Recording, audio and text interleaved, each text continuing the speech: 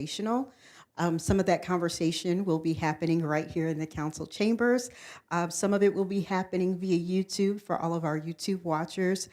We do have the comments open, again, because this is an informal conversation versus, again, some of the other dialogue that you typically see from the city's meetings. And so for that reason, we've opened up the comments and we will be receptive to both your questions as well as any, again, comments that you have. All right, with that, we're going to go ahead and get started.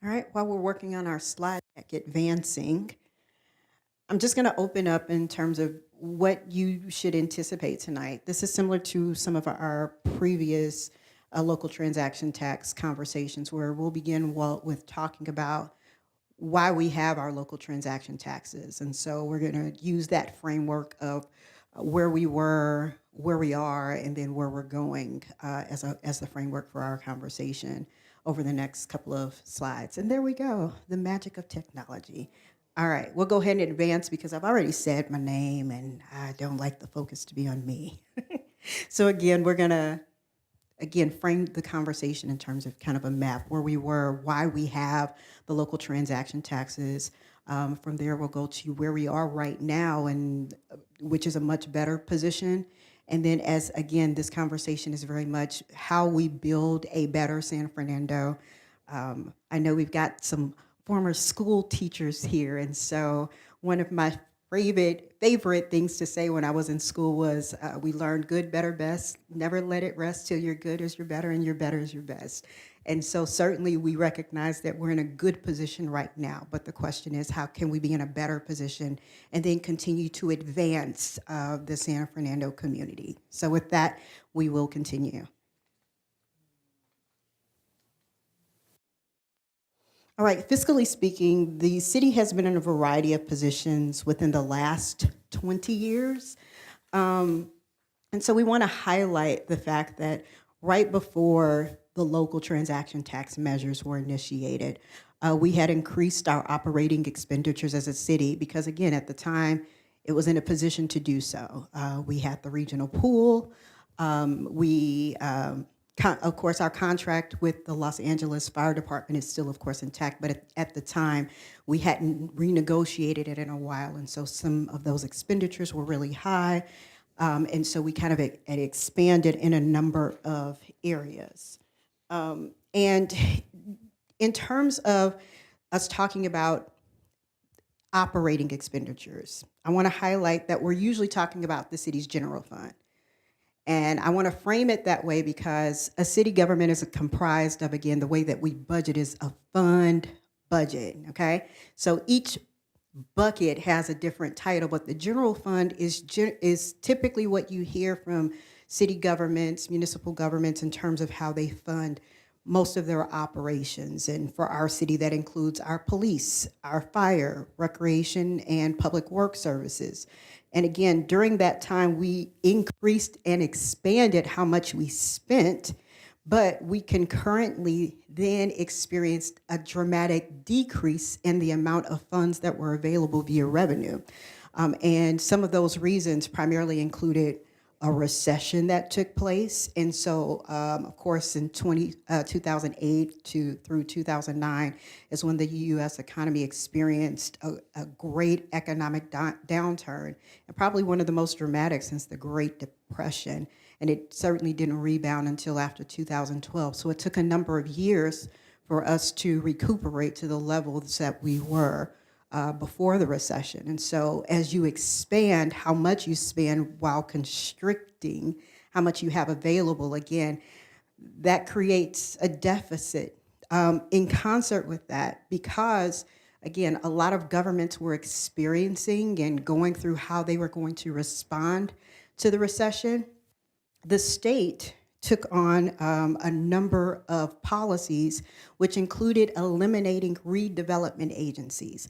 Now, redevelopment agencies were used throughout the state in a number of cities to make infrastructure improvements and fund economic development initiatives within each municipality. So there was a way that those were funded, and it created a lot of benefits for the cities in terms of how they were able to fund a lot of the redevelopments that were taking place. And a lot of cities received a lot of money for that and had their own fund set up for that. And so the redevelopment agency elimination cost the city of San Fernando about $5 million per year just by eliminating that. So again, talking about just constricting your normal general fund revenues on top of having less through your economic development issuances through the state, and again of approximately 5 million, while again on top of the fact that we had already expanded some of those expenditures, that put us in a precarious position that we had to respond to. So that was a lot of words that I just said. So visually, what does it look like? What does it look like when you're talking about how much we ended up having in terms of a deficit during that time? Again, I have so much that I can spend in terms of how much I need versus how much I have coming in as income and revenue for the city. Again, that creates a pretty dramatic dip. And between 2012 and 13 is when the city declared a fiscal emergency, because we ended up with about 5.6 million as our deficit at the time. And so again, if you take a look at that pretty steep decline between those years, again, that's the reason. And it also illustrates, again, the timeline for the recession, the timeline for the elimination of the RDAs. And again, when you have all of those factors compounding, again, that creates a fiscal emergency. And again, at the time the city declared it in fiscal year 2012-13, and it allowed us to hold a special election on June 4th of 2013 for the electorate to vote on a temporary, and at the time it was a half-cent transaction and use tax, okay? And it was the City Services Emergency Protection measure known as Measure A, which was approved by approximately 60% of the San Fernando voters. So it was pretty successful when you talk about overall. However, when it went into effect on October 1st of 2013, it was also implemented with a sunset date of October 1st, 2020, meaning that we would have to come back before 2020 in order to either make it permanent or allow it to sunset and not return to the voters if the city were back in a position in which we wouldn't need it. And I will tell you, for most cities that have a transaction and use tax, there's usually no going back. It's usually because what you're using those transaction and use taxes for are to fund and restore services to the level at which they were before certain fiscal emergencies occurred. And that's exactly what happened for the city of San Fernando. So in November 8th of 2018, Measure A was returned back to the San Fernando voters, and it was extended indefinitely at that time. I do want to highlight that without the revenues generated by Measure A, the city would have struggled to remain fiscally solvent. And that's one of the reasons that, again, 60% of the voters decided to allow that measure to take place, because, again, it's the notion of there's a certain level of services that we want in our community, but on top of it, it was how do we remain the city that we are? How do we remain San Fernando? And again, without continuing Measure A, we probably would be having a totally different conversation today.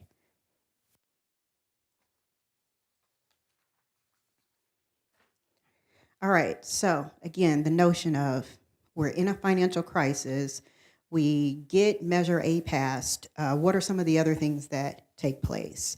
And how do we use the funds at the time?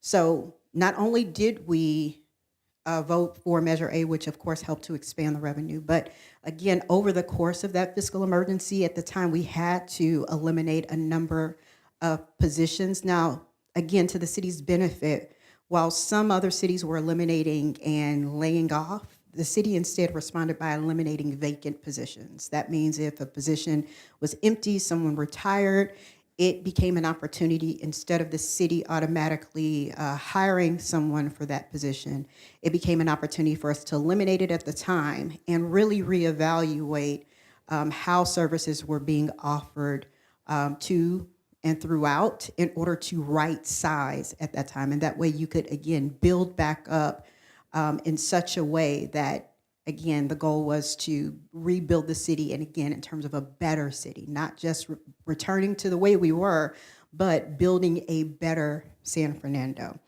Employee benefits, some of the employee benefits were renegotiated.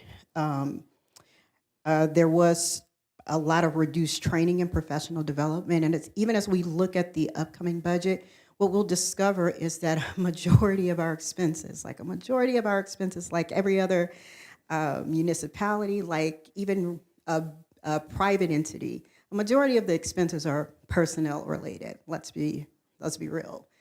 However, within that, it leaves probably only about 5 to 10% available for discretionary type of spending. And in the city's case, some of that discretionary spending is labeled under the category of training and professional development. And at the time, a lot of that was paused until the city got back in a more positive financial position. There was also a renegotiation of the Los Angeles Fire Department contract, and we opted to lease the regional pool operations to LA County. We sold a lot of surplus property to pay off debt because, again, the notion is at the time, if, hey, we already have operating expenses that we're trying to make sure that we can pay and meet those obligations, but on top of it, we had some debt, and so the goal was to figure out how to reduce the debt so that we could focus solely on, again, those operating expenditures. And again, I highlighted the declaration of the fiscal emergency, which again allowed us to vote on that temporary half-cent sales tax measure. And in the long term, a deficit elimination plan was also developed. And 10 years after the fact, we'll show in a couple of slides down the road how a lot of that deficit elimination plan has been implemented, as well as what have been the benefits of introducing that.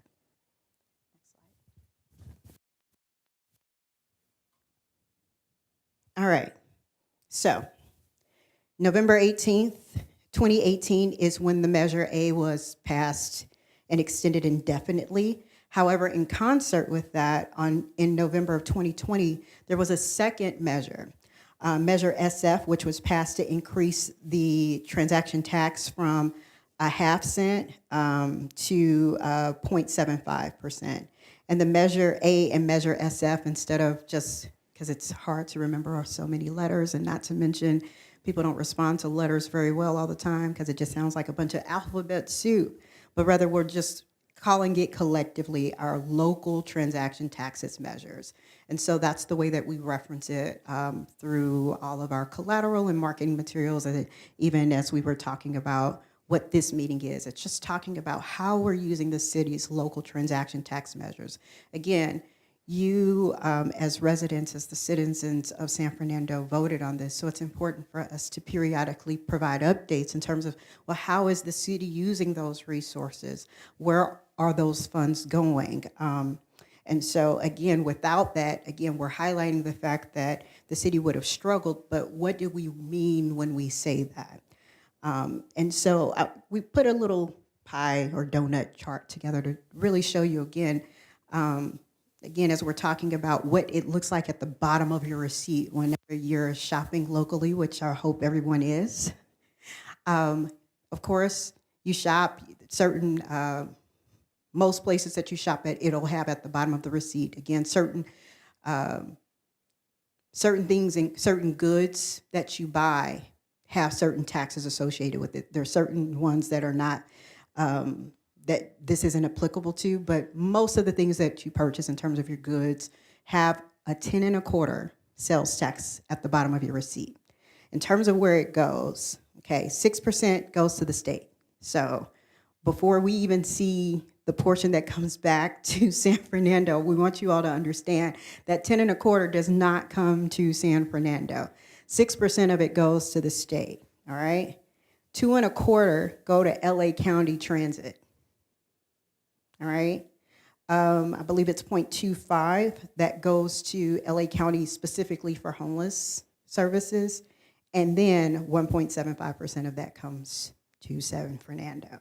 So it's important when we talk about what, again, those taxes are going to. Again, we're only getting a small portion of that when you look at it in the totality of that little donut graphic. All right. The good news is where we were is not where we are. And we've had a number of uses of those funds and have applied them in a variety of ways to the benefit of San Fernando. And of course, you know, our memory doesn't always serve us well when it comes to all of the changes and all of the accomplishments and successes and capital projects, the parks that have been fixed, the roads that have been paved, the potholes that are no longer there. And so the goal is that periodically, and actually now annually, the city puts together a video to report on some of the things that happened just within the past year. So at this time, we're going to pause to show the accomplishments of 2024. And again, as we talk about the result of the local transaction tax adoptions, how it's positioned the city to transition and do more with the resources in terms of restoring the community. So with that, our city clerk is going to press play.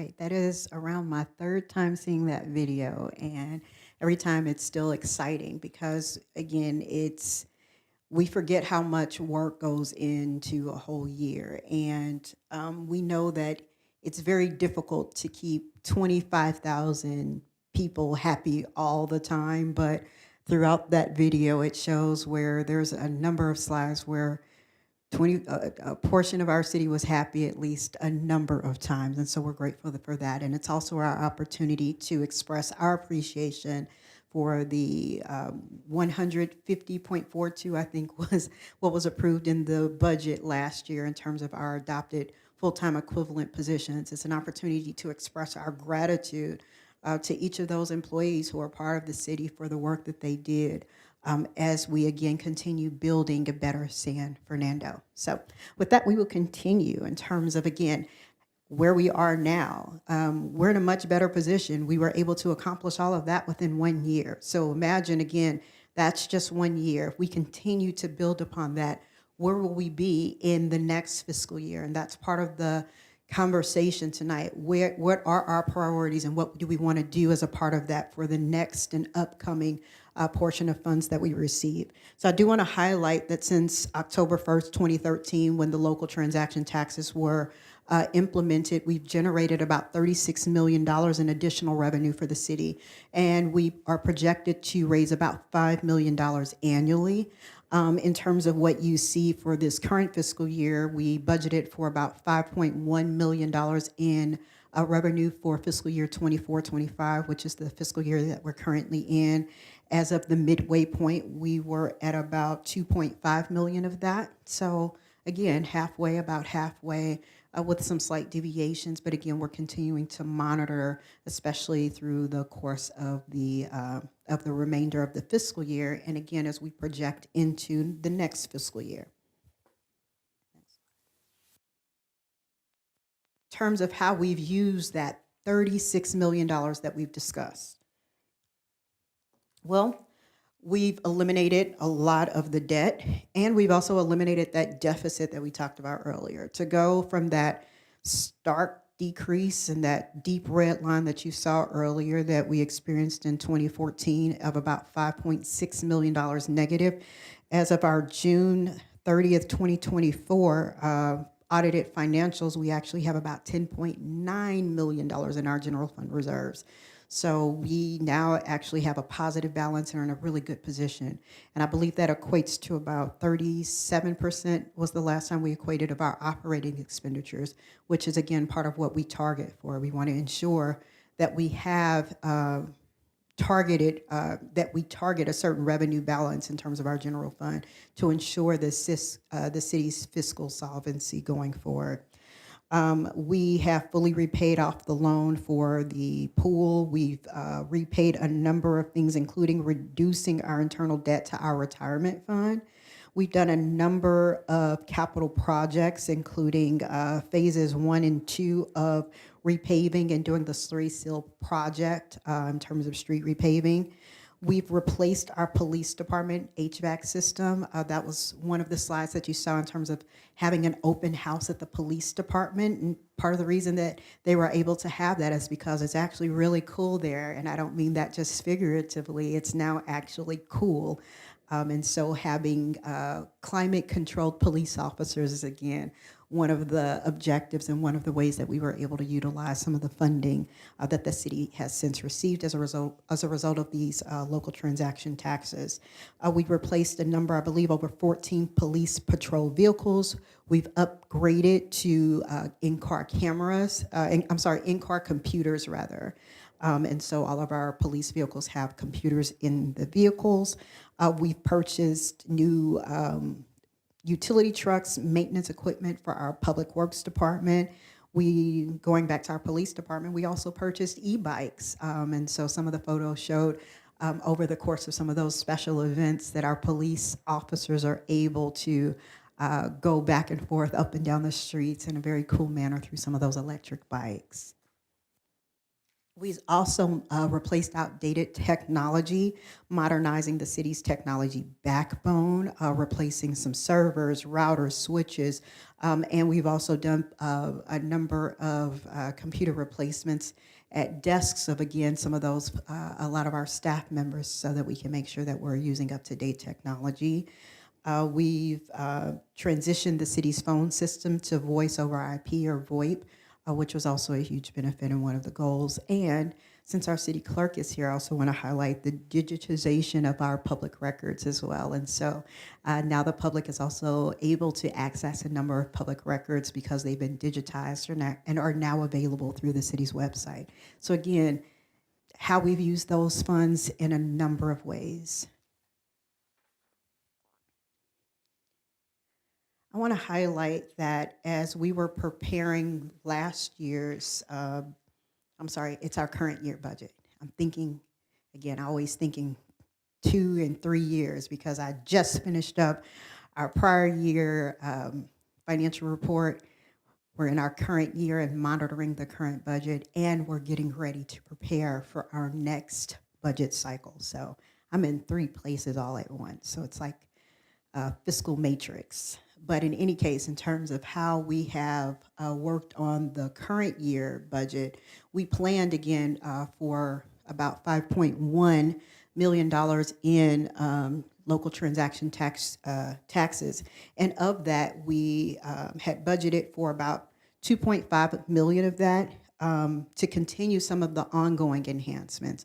Some of those ongoing enhancements are a lot of positions that have been not only restored, because again, in discussing kind of, again, the past, as positions and vacant positions were eliminated, the goal was not just to bring that position back, but to right-size the city, to create the right positions for the city.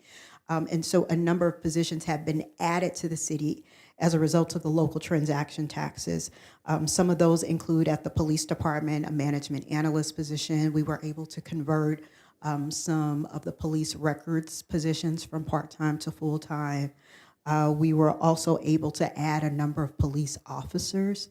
And so again, some of the benefits there, Public Works Department, we were able to add positions for sewer, for graffiti, for trees. And so again, a number of positions have been added and deployed throughout the city. We were able in just this past year to add a planning manager. We were able to add economic development management to the city's roster, as well as a social services coordinator. So again, a lot of positions have been added to the city in order to, again, put services back in place where to meet the level of expectation of the city's residents. We also budgeted $1.2 million to establish reserves. And some of the ways that we've used and deployed those include adding funds to the self-insurance fund reserve, pre-funding our other post-employment benefits, and a lot of that has to do with how we fund accrued liabilities that had been unfunded previously that continue to grow over time. And so the city has now established a Section 115 trust, which dedicates a portion of the city's reserves specifically to make sure that as individuals retire, for those agreements that we put in place years ago with individuals in terms of if you work for the city, this is what we will do. And again, those agreements you can't go back on.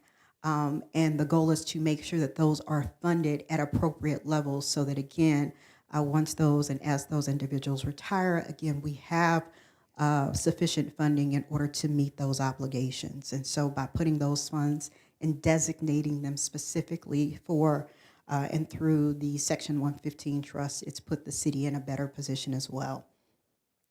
We also funded a number of one-time enhancements, and a lot of the enhancements this year were devoted around technology, making sure that the city's more efficient.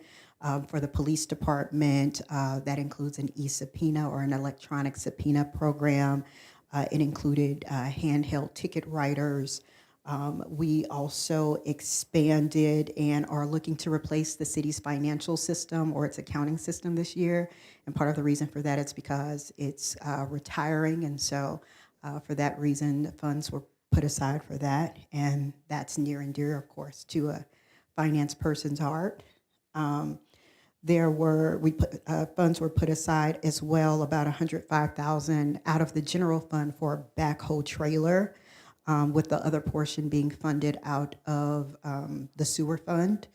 And additional funds were put in place for citywide special events, so an additional 50,000 towards there. Certainly, the city looks to get support from outside companies that sponsor us. And so the goal is to make sure that we never have a gap and are able to continue special events at the level that you saw within the video earlier. So in total, again, $5.1 million in local transaction, I can say that without my retainer. $5.1 million in local transaction taxes were budgeted, and in terms of how it will be used, those are the categories. So we saw earlier that scary, very dire graphic that showed where we were, and we weren't very far away from the red then. But in terms of where we are now, and that depiction right now shows 10 years in the making in terms of us going through that process of having reduced general funds, reserves, and now us being in a much better position as a city. Again, to now having over 10 million and close to $10.9 million in the general fund balance reserves as of June 30th, 2024. All right, so we talked about where we were, where we are. Now comes the fun part. Where are we going?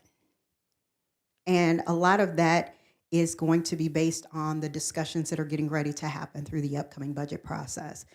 What we mean by that is that that's the time in which we project what are we going to have in terms of revenues for the next year, and then how are we going to use them? What are the priorities? Similar to our households, if I know that I only have $100, the goal is not for me to do everything because you can't afford everything with $100. So instead of us doing everything, the goal is for us to figure out, well, what are some things that we can do? What are the priorities that we should focus on with the amount of money that we have available? After I take into account those fixed expenses, and in the city's case, that's after we take into account personnel costs, after we take into account contract costs, those are the city's fixed expenses. What we have remaining after that is how we can use and what we can use to dedicate towards some of those priorities. And we're going to talk through that now. All right, so through the budget development process, one of the first ways that we try to understand some of those priorities is through a strategic goals study session with the City Council, which this past year was held on February 24th. Through that, the City Council highlighted about 10 priorities that they have. And so we had a conversation. We ended up with a list of over 40 items that the council was just like, hey, can we do this? Can we do this? And again, once you go around the table, we ended up with 40 items. And from that list of 40, we then had them really we ranked them to the top 10. And of those, we came up with the following.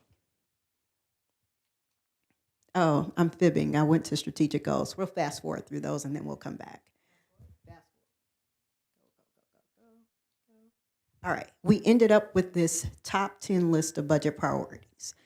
That included addressing parking challenges, enhancing patrol coverage and effectiveness through our police department, citywide recruitment, retention, and morale in terms of employees and employee management, beautification and fixing broken windows. What council meant by that was specifically in the city's right-of-way. If there are things that are not, perfected or not, it's beautification efforts. So everything from graffiti to making sure that our planters are restored, making sure that there are, again, everything in our right of way is clean, clear, and pristine is the objective there in the language that was provided. Parks, seating, and gathering spaces, so especially focusing on our parks and making sure that areas where people gather are, again, beautiful. And so going back to some of the beautification efforts, crime prevention and deterrence, homelessness services, supporting businesses. Number 9 is report accountability to city council. And what was meant by this and intended is, okay, we have this list, and so making sure that we're reporting back to council on a frequent basis in order to, for monitoring of some of those priorities to be at the forefront of conversations, and revitalization of the Cindy Montañez Park. And those were the top 10 that were provided by council. So with that, the next portion of our budget development is feedback through forums such as this, because it allows us to have conversations again informally about, again, how we got these priorities right, what things you're seeing as citizens, as residents in the community, what feedback you're hearing. And so with that, we're going to have a discussion. We're going to open it up both to those who are present as well as those who are online. Because, again, these are the top 10 priorities that council certainly identified. Is there anything that is missing from these priorities? Is there anything that, again, as members of the community, that certainly you see that you want us to ensure that we lift as we're having these conversations through the budget process? And at this time, we welcome both the feedback of those who are in the chambers with us, and you can just kind of join us here at the podium, and that way they can, individuals who are online can hear you as well. And then once we hear from members in the chamber, we'll also open it up in terms of comments from individuals who might be on YouTube. So with that, opening the floor.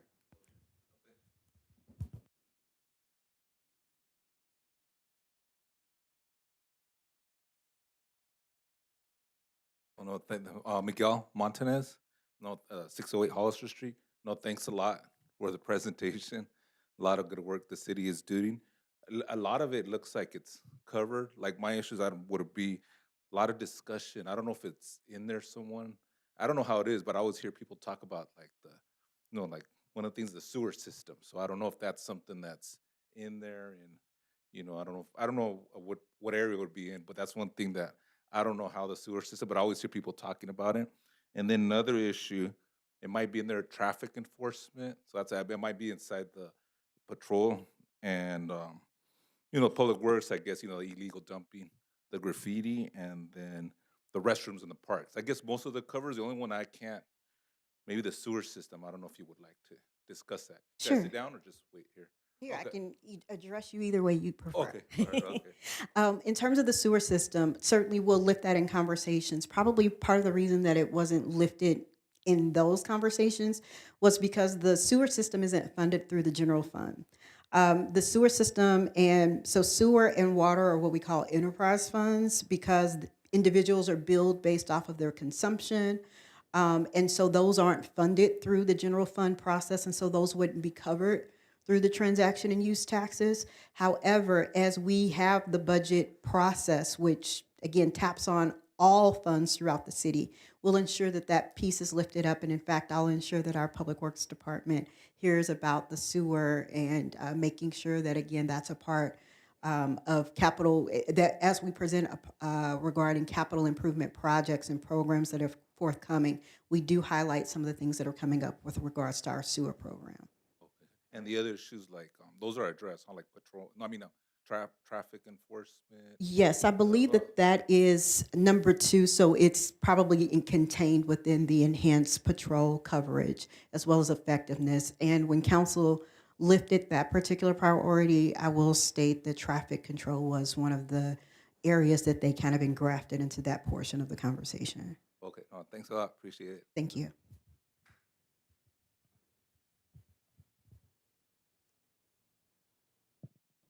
Hi. For number 5, parks, seating and gathering spaces, can we discuss dog parks for the city, at least at one of our parks, either Rudy Ortega or Cindy Montanez Park?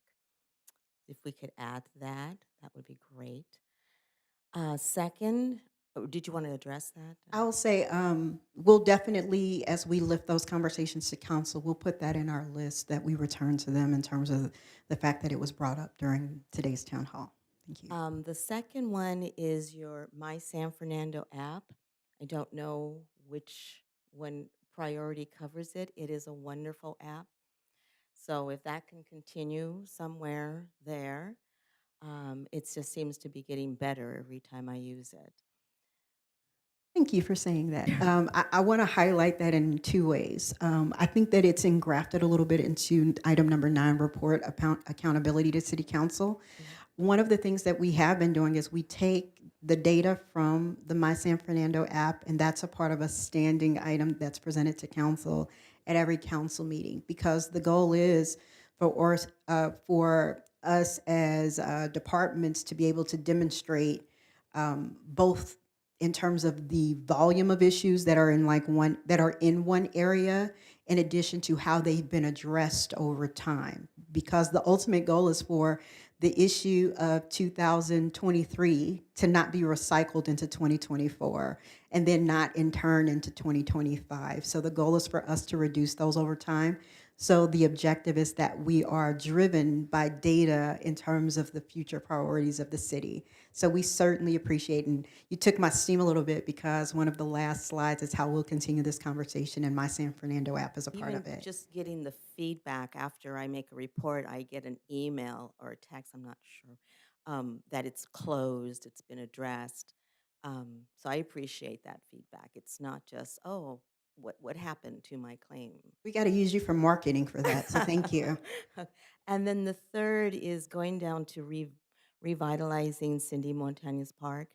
I have heard the city council members talk about the monarch butterfly, and I'm just concerned that they choose the correct milkweed.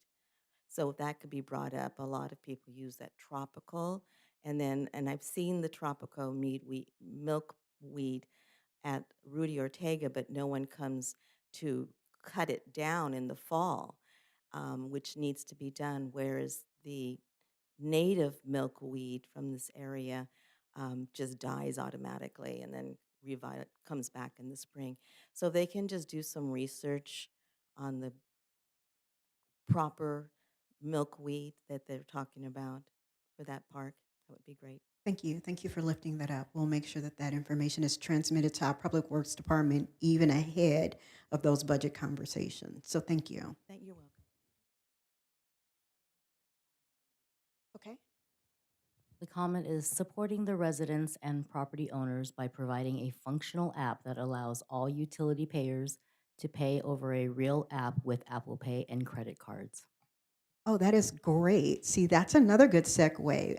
I wish I forgot to put that on our slide deck. However, we do now have, as of last month, you are able to pay your water and sewer bills online. So if you visit the city's website at www.sfcity.org/utilities, and we'll also type that as we conclude into the comments, so that you can have access to that link. However, the city does now accept payment for our utility bills online. So that is something that is recent and something that we're very excited to be able to make available to our residents and our business community members. Thank you. All right.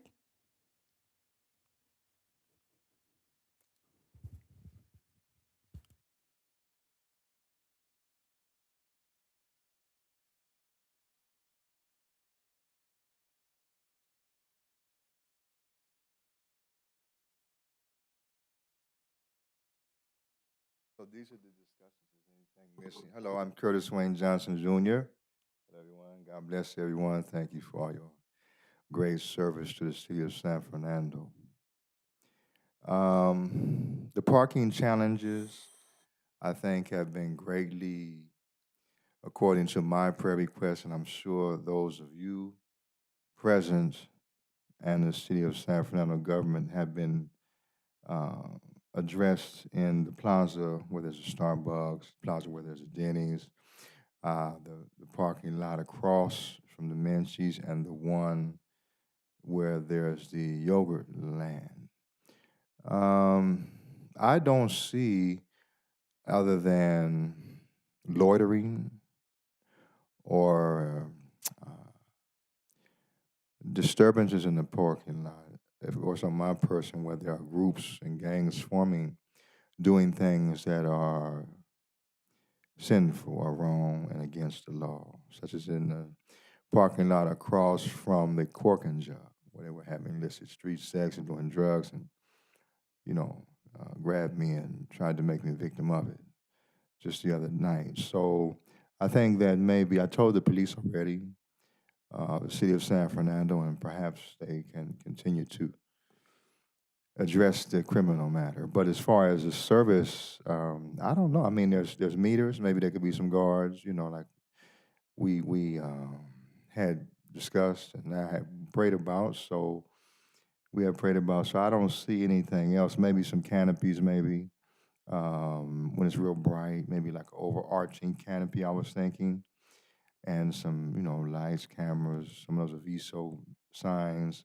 Something real nice, like an overhead thing, so that it'll be more, how do you say, fancy and sophisticated. Maybe they won't cause no problems.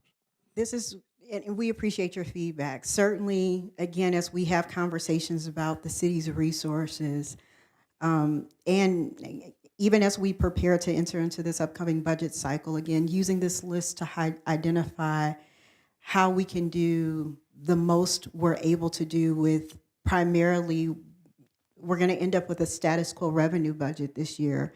And I do want to highlight, especially as we enter into this upcoming cycle where there, as you all are aware, every day it's a little bit different. There's a lot of uncertainty in terms of where the economy is going. And so even as we're putting our projections together currently, the revenue is probably going to be a status quo revenue with some limited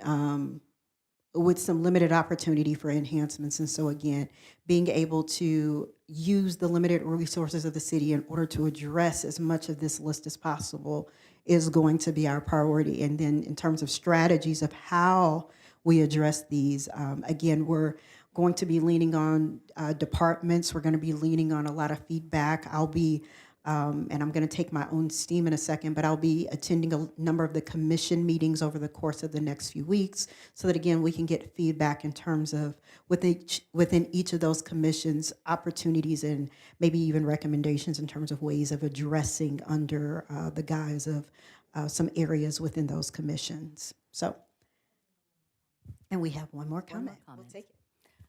This commenter says, no dog park. However, the city may want to provide a glossy mailer explaining to dog owners to use doggy bags and clean up their mess and not leave it for everyone else to clean up. Again, how to satisfy 25,000 residents is always going to be the tricky portion. And so certainly we will leave it up to council in terms of how we do that. But again, this is where we have that. And we've got a great community in order to have that discussion and make those determinations in terms of how we move forward. So again, that feedback helps as we elevate it and lift it up and to the council as we make some of those fiscal decisions. All right. I think we asked the same question two ways, so we're going to fast forward past the next slide as well.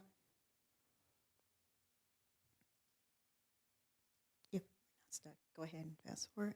All right, so in terms of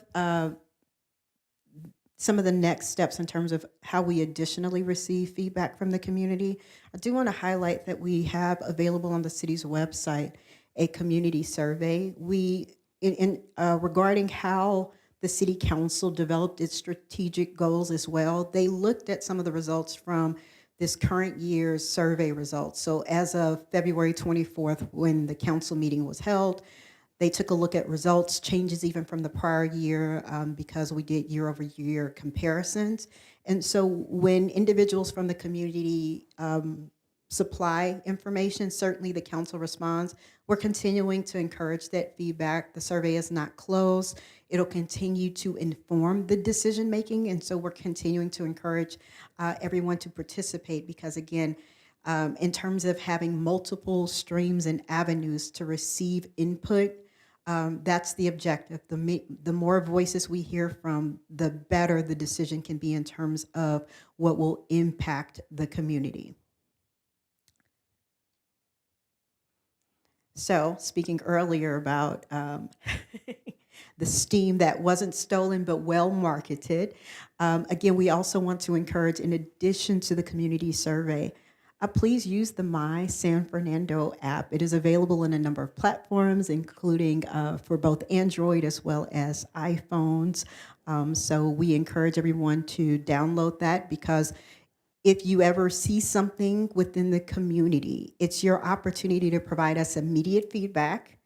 So say you see graffiti, it allows you to take a picture of the location of that. It gives the city GPS coordinates for that exact location. And then not only are we able to deploy and track resources through conclusion, but we're able to provide you as the person who reported it feedback in terms of how we resolve the issue as well. So again, it's a vital tool. Again, it's available for the community so that, again, we're constantly in conversation with regards to how to continue to better the San Fernando community. And in terms of the rest of the budget process, I do want to again highlight the fact that we're going to be taking this show on the road. And so I'll be doing presentations also to all the commissions, including the Education Commission, which my meeting with them is tomorrow, Transportation and Public Safety Commission on April 3rd, Parks, Wellness and Recreation Commission on April 10th, and then finally the Planning and Preservation Commission on April 14th. And again, the goal will be to provide a similar conversation in terms of where we were, where we currently are, to celebrate, again, the fact that the city is in a much better position, but in terms of how we continue to stay not only in a good position, but how to continue to build upon that. That'll be part of the conversation. As we get all of that information, departments are taking all of that input, taking all of that feedback, and using those top 10 priorities to really build their budgets for the upcoming year. Again, recognizing that, again, we've got a large portion of it that are, again, salary, benefits, fixed costs, but what we do with the remaining pieces of that, again, they're going to be using that in order to make recommendations on how we use the rest of our operating budget to focus on those top 10 priorities. And then beyond that, are there enhancements that are needed to address that as well? And so we'll be having those conversations, building ultimately what will be the proposed budget, which we plan to distribute and post on May 7th. We'll be posting on the city's website, as well as it'll be a part of the city council agenda on, again, that date is May 7th. From there, we will be having a virtual proposed budget town hall. So, hey, if you got additional thoughts after this conversation, don't worry, this isn't the sole one. We're going to continue to have conversations throughout the budget process because it's very much a feedback loop in terms of we present information, we show you what we're thinking and the recommendations that we have, but we want to know what we got right, but we equally want to know what we can do better. And so those conversations will continue through the proposed budget town hall meeting. In addition to that, there are going to be several budget study sessions, which will take place beginning May 19th through budget adoption on June 16th. And those budget study sessions are specifically designed so each of the departments can go through each of their department budgets. And again, they'll focus how they currently operate as well as how they're proposing to operate in the upcoming budget cycle. And focusing again on some of those priorities in terms of how, as a city, we plan to address them. So again, this is going to be from now until June 16th, a very open, a very transparent, and again, a very conversational process. And so we welcome you all to continue. Not only do we welcome you We welcome you to tell others to continue to join us in this process again, so that as we build a better San Fernando, we build the best San Fernando for all 25,000 residents who are here. All right, and with that, I welcome any other questions that you might have, both for those who are in person as well as for those who are online. Do you want to speak from there? Do you have a question? Sure.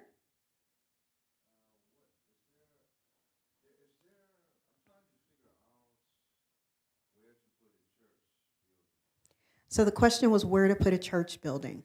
Okay, so in terms of that, just so that we stay germane to the budget topic, because I'm not going to use the city's budget for it, but I do want to connect you to city's resources because we do have our business community and resource center. And certainly, again, for anyone who's looking in terms of placement for any facilities, that's a great place to start. And we're so excited to have, even in our midst right now, our Deputy City Manager / Economic Development Manager, Kanika Kith. And again, the Business Community and Resource Center is available to anyone as we seek to draw, again, businesses in our San Fernando community, because again, a strong business community also makes a great and a strong San Fernando. So with that, I'll use that as an opportunity to plug that. So thank you for that question, because it gave me an opportunity to plug our Business and Community Resource Center. All right? Are there any questions online? There are a couple of comments. Okay. The first one is working water faucets. My kids enjoy the updated park playgrounds. Some parks are deteriorating, like soccer or the soccer area at Lane Park. The second comment is some areas are really dark, and I believe lighting issues help prevent crime. Thank you all for those comments. And again, I think that they assist in a number of ways in terms of some of the strategies that we can use to address some of those top 10 priorities. And so as we're putting our, again, budgets together again, we will ensure that those comments are lifted to the appropriate departments because some of those don't necessarily have to be addressed through next year's budget, but rather we might be able to address in current year existing resources. So we'll lift those to departments now, but in addition to that, ensure that those are lifted through the budget comments. So again, thank you for providing that feedback to those who were online and posted those. And again, we welcome continued feedback. We'll continue to review comments as they're posted through the YouTube site, through this town hall. And with that, we thank you everyone for joining us this evening, both in person as well as those who are online. And we look forward to a continued conversation. Thank you.